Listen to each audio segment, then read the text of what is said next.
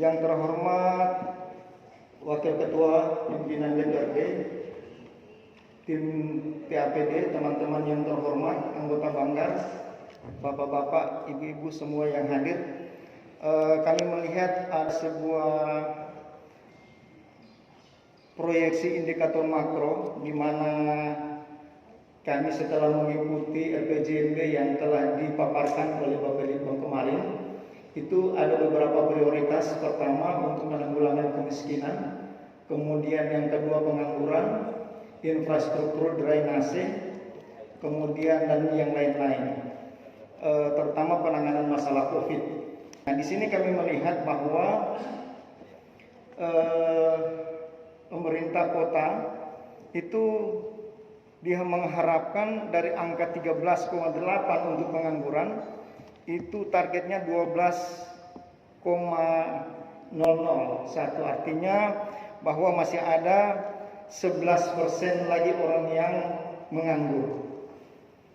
Yang kedua, untuk kemiskinan itu targetnya naik 5,85. Kalau kita lihat memang kemiskinan ini, kalau data yang sudah dipaparkan itu sekitar 25.000.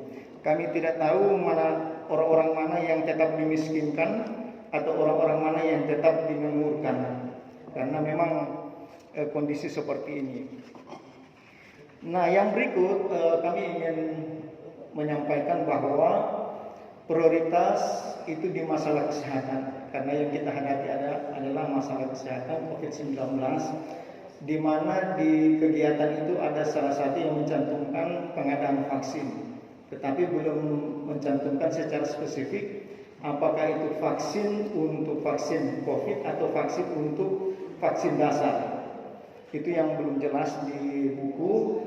Kemudian untuk di Dinas Kesehatan ada anggaran 37 miliar untuk BPJS. Jadi saya berharap bahwa APBD 2022 ini jangan menurunkan angka dari 110.000, karena saya tahu bahwa dari hasil laporan BPJS, orang yang membayar secara mandiri itu 50% sudah tidak mampu membayar BPJS. Jadi kemungkinan mereka akan dialihkan ke PBI pemerintah. Jadi kami berharap tidak ada pengurangan dari angka 110.000, bahkan harus lebih lagi, karena memang masyarakat memerlukan fasilitas kesehatan gratis seperti ini. Nah, itu yang kami tekankan, bahwa itu masalah kesehatan. Memang TBC Paru itu di angka 1.200, tetapi di laporan buku PPAS ini ada angka 11.000. Artinya bahwa karena dia merupakan gunung es, berarti ada sekitar 25.000 masyarakat Kota Manado yang tertular dengan TBC. Angkanya itu memang harus kita perhatikan, berapa persen yang harus kita turunkan, karena memang TBC ini juga menjadi penyakit yang sangat menakutkan, sedasarnya penyakit COVID. Nah, yang berikut untuk penyakit hipertensi. Penyakit hipertensi itu menjadi perhatian, karena penyakit hipertensi itu adalah penyakit nomor urutan pertama di Kota Manado. Jadi paling banyak orang Manado itu hipertensi.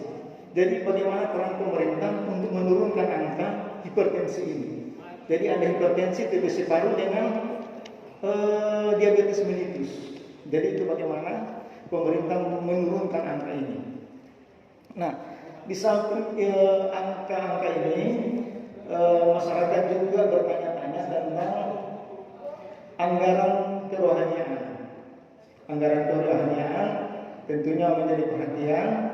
Kemudian bansos seperti Pak Beni sudah sampaikan tadi, untuk lansia, kemudian untuk TPU. Karena tidak ada program untuk dana luka dialihkan ke TPU, kami sebagai pansus TPU sudah menyusun bahwa untuk sekali pemakaman itu, kalau tidak salah dalam Perda itu, dalam Perda Retribusi Jasa Umum itu mencantumkan 750.000 kalau tidak salah. Nah, mungkin ini akan harus direvisi kalau memang visi dari Bapak Wali Kota Manado itu akan menggratiskan. Dan saya tahu sudah keluar perda ini, tetapi belum dipergunakan. Nah, mungkin ini akan disesuaikan.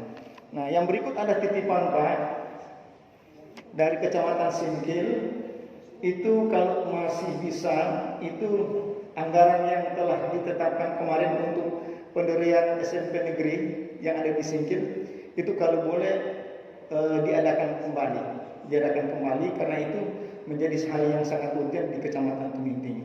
Nah, banyak hal sebenarnya yang ingin kami sampaikan dan mungkin ada tambahan dari teman-teman. Terima kasih. Assalamualaikum warahmatullahi wabarakatuh. Baik, terima kasih Dr. Suyanto. Sesudah itu Bapak Bidang. Silakan. Terima kasih. Assalamualaikum warahmatullahi wabarakatuh. Selamat siang, salam sejahtera kita sekalian. Shalom, salam sehat. Semoga semua tetap dalam keadaan sehat dan semangat. Yang terhormat pimpinan rapat Ibu Wakil Ketua DPRD Ibu Norce, kemudian Wakil Ketua yang terhormat Bapak Andre Laikun, tim TAPD, teman-teman yang terhormat semua. Kalau mendengar apa yang disampaikan oleh teman-teman tentang hutang, karena hutang ini hampir semua, mulai dari pusat sampai di daerah itu memang harus berhutang karena kondisi ekonomi yang dilanda dengan bencana non alam ini. Saya keluar dari konteks itu, saya ingin sekali mengetahui saja Pak, karena persoalan yang dihadapi oleh Kota Manado saat ini adalah persoalan-persoalan pertama, percepatan penanggulangan COVID-19. Yang kedua, penanganan kemiskinan. Yang ketiga, penurunan angka pengangguran. Yang keempat itu masalah drainase karena sudah mulai musim hujan. Dan yang kelima masalah persampahan.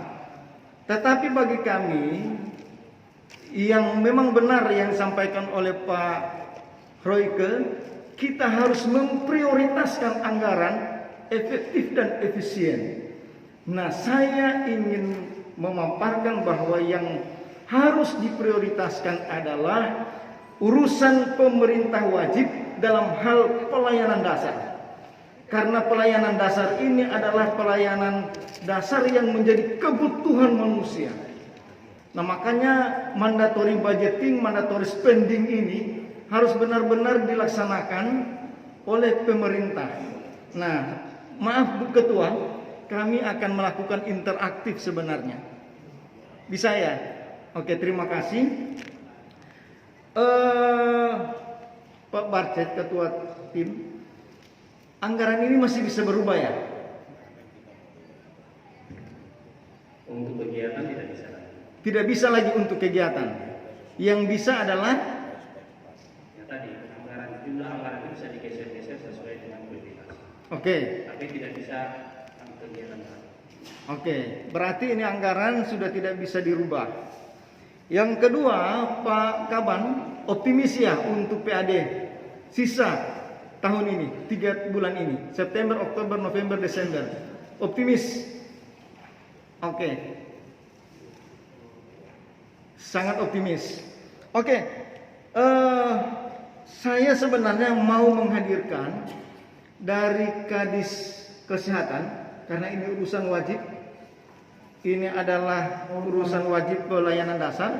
Kami mohon dihadirkan Dinas Kesehatan karena kami akan bertanya tentang masalah jumlah BPJS yang berkaitan dengan pembayaran BPJS di 4 bulan terakhir ini. Kami akan meminta berapa jumlah yang akan dibayar. Dari 110 ada pengurangan atau ada ketambahan, dan berapa biaya yang disisihkan sampai bulan Desember.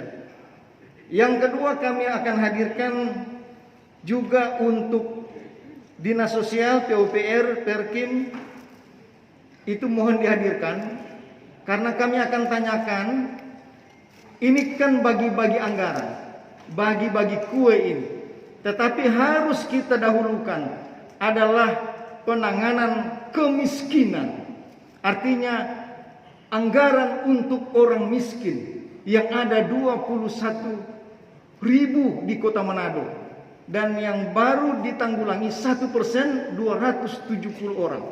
Saya tanyakan, apakah berapa persen anggaran untuk orang miskin, untuk mengurangi kemiskinan, dan berapa uang yang harus dikeluarkan? Ini pertanyaan yang pernah saya sampaikan. Yang kedua, distribusi tadi. Untuk pengangguran, berapa budget yang disiapkan untuk mengatasi pengangguran di Kota Manado? Dan berapa persen, berapa duit yang harus kita keluarkan?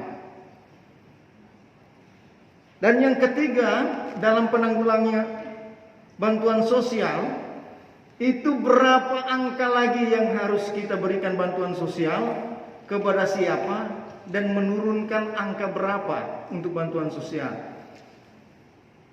Yang berikut saya ingin tanyakan, ini banyak ini pertanyaan.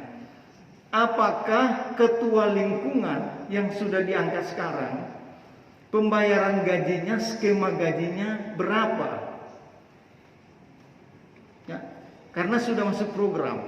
Nah, yang saya sampaikan ini adalah mengimplementasikan visi pertama dari Bapak Wali Kota Manado, yaitu meningkatkan sumber daya manusia. Nah, ini yang perlu kami sampaikan. PUPR harus hadirkan, karena kami akan tanyakan berapa titik lampu yang disiapkan juga dalam rangka memberikan penerangan.